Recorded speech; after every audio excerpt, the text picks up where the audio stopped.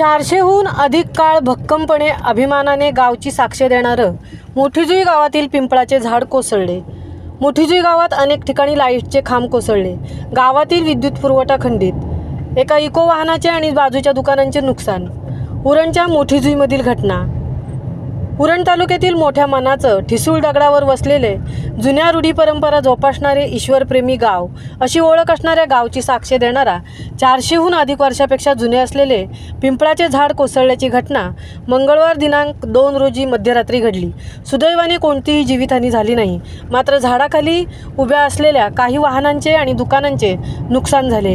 हे झाड गावची एक वेगळी ओळख असल्याने ही बातमी कानावर पडताच गावातील नागरिकांनी घटनास्थळी धाव घेत पडलेल्या झाडाची अवस्था बघून दुःख व्यक्त केले आणि ह्याच जागेवर पुन्हा पिंपळाचे झाड लावण्याचा निर्धार व्यक्त केला.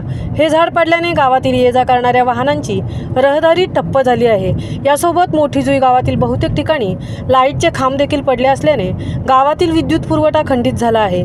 लाईटचे खांब त्वरित लावून वीज पुरवठा पूर्ववत करण्याची जनतेकडून मागणी होत आहे. त्यामुळे MSEBने या ठिकाणी त्वरित लक्ष देणे गरजेचे आहे. मध्यरात्रीच्या वेळी ही घटना घडल्याने मोठी जीवितहानी टळली आहे. झाडाच्या आजूबाजूला काँक्रिटीकरणामुळे झाडाच्या मुळाची पकड सैल झाली होती आणि रात्री खूप जोराचा वारा होता. त्यामुळे हे महाकाय जुनं झाड कोसळले. मात्र कित्येक वर्ष आम्हाला मोफत ऑक्सिजन देणारे आमचा आधार गेला तसेच आमचा प्राण गमावल्याची भावना मोठीजुई गावचे रहिवासी व्यक्त करत आहेत. महामुंबईसह राजेश भोईर, मोठीजुई, उरण.